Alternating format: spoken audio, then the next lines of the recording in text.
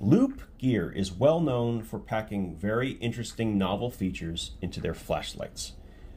And the SK05 and its Pro variation are no exception. But this might also be one of their most practical flashlights to date. At a price, well, at least for Loop, is quite surprising. Let's go ahead and get started. So as a general overview, we're going to start with the hardware. Both of these are very similar in a lot of ways. They both have 8,000 milliamp hours of battery storage.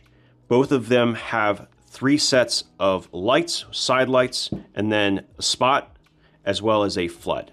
Okay, so that versatility is true with both of them, and they both have the same capacity. The biggest difference in hardware is going to be at the back, where this has batteries built in that you have to disassemble the flashlight to get access to, where the Pro model can be swapped readily. So you unlock the switch, pop them out, and then you can swap the 18650 batteries. Both are 4,000 milliamp hours. So really, really, really nice upgrade in that capacity. And it also comes with a higher output for both of the 2 front lights. So this is also going to be a higher output flashlight as well. Not by a ton, but definitely a noticeable amount. So both of these have rotary switches, which allow you to activate any of the respective lights. So this is the lockout. This first one will activate the flood beam. Then the second one will activate the spot. And then the third one will activate the side lights. Now, we're getting into the UI in a little bit, where we can showcase all the different modes and usefulness of the side light and many others. But as far as a hardware is concerned, I think they've done a phenomenal job. Both have Type-C charging ports that work for charging the flashlight, although this one you can bay charge or charge with a USB-C.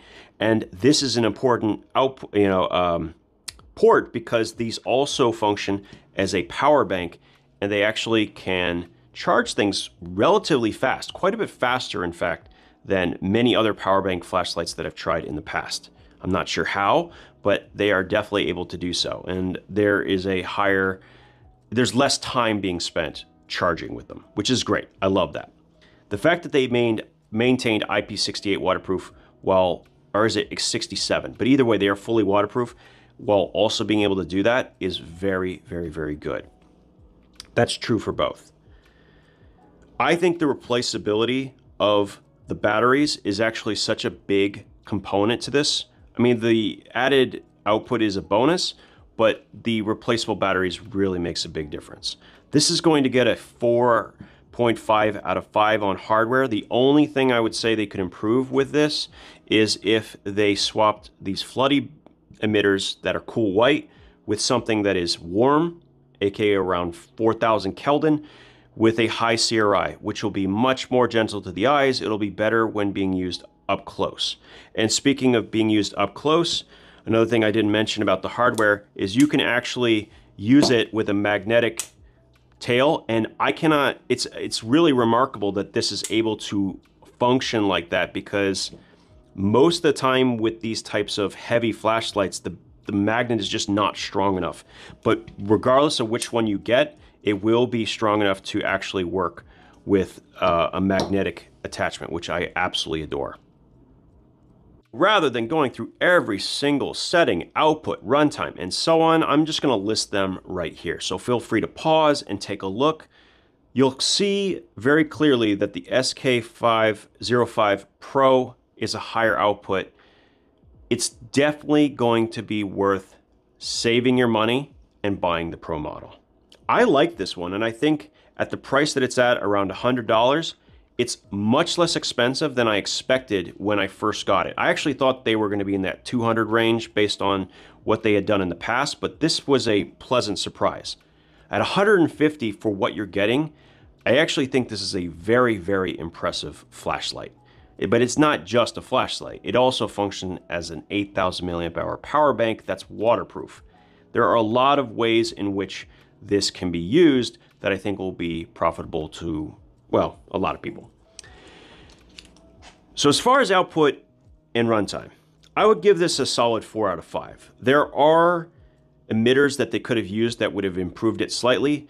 So definitely the SFT25R, which is a new emitter that's getting around, would have been the perfect spotlight emitter. I don't know which one this is, but I'm pretty sure it's not that.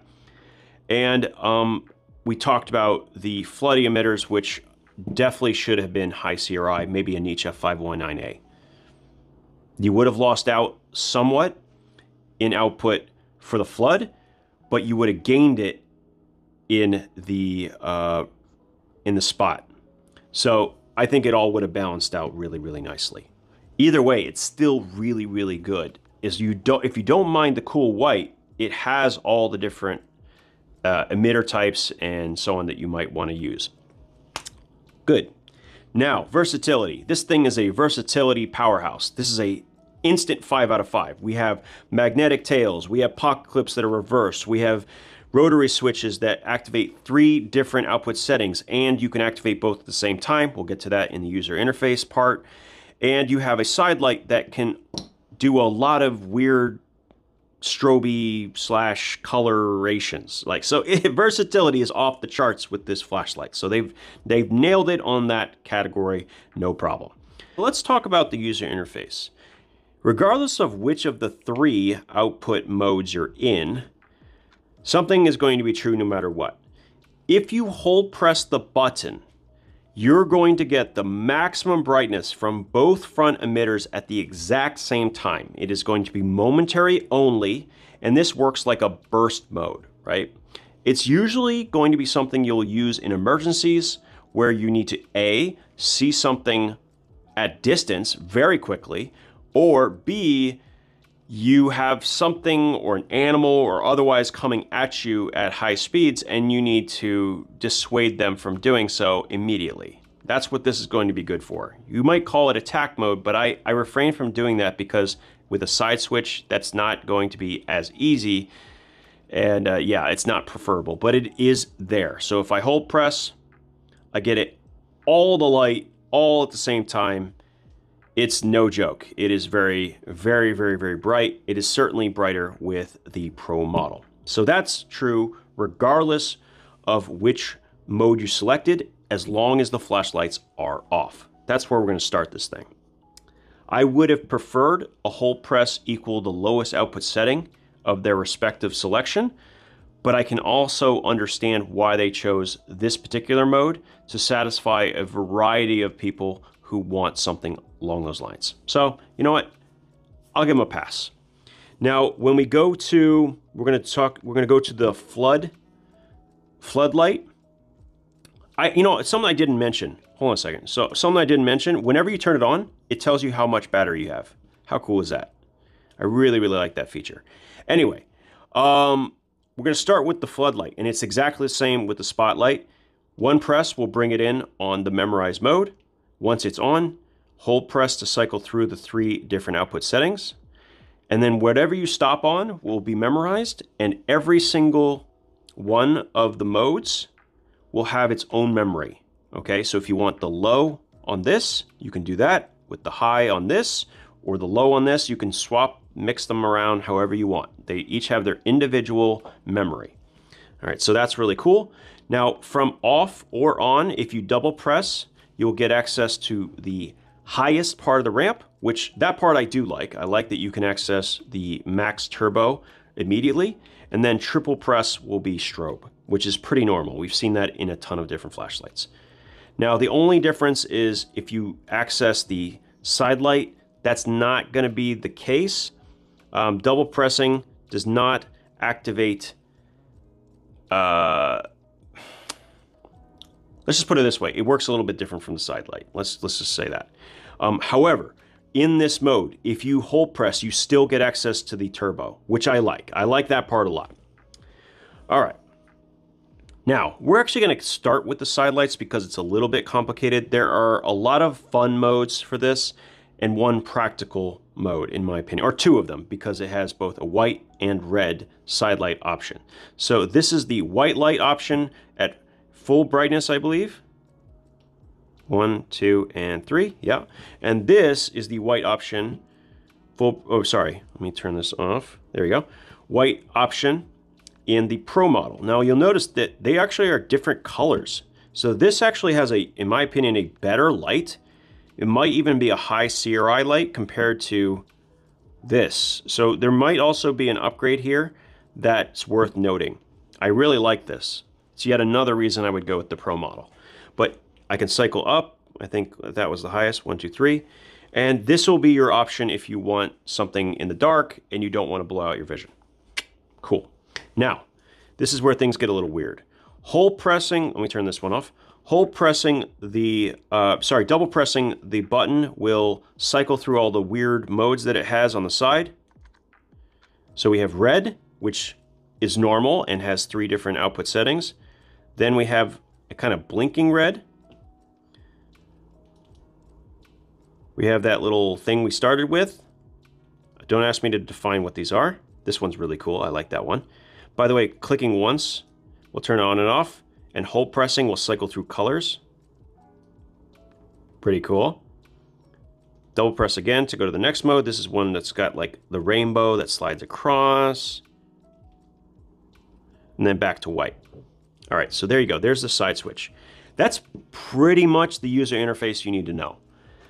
I would guess you're not going to use those weird funky colors that often, but it's kind of neat. It's kind of neat to have, and it's Loop Gear flashlights. They're going to throw some fun stuff in there as well. That's their thing, is adding a little flair to the flashlight, if that makes any sense. So I'm going to conclude this here. I think they've done something really cool. Because it carries 2 18650s, it has a huge capacity, 8,000 milliamp hours. And that's going to give you a massive power bank to charge a lot of devices. And I think as a flashlight for a bag, it's probably really good. It is a little bit on the hefty side for something for your pocket, but who knows? I will say, I would rather carry the Loop flashlight than carry something like this that's got a 21700 battery. It just is way easier to carry.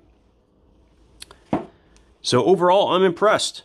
I'm liking it, and I think I would like to see more from this company. I'm curious to hear your thoughts down in the comments. As always, thank you for your time, and we'll talk again soon.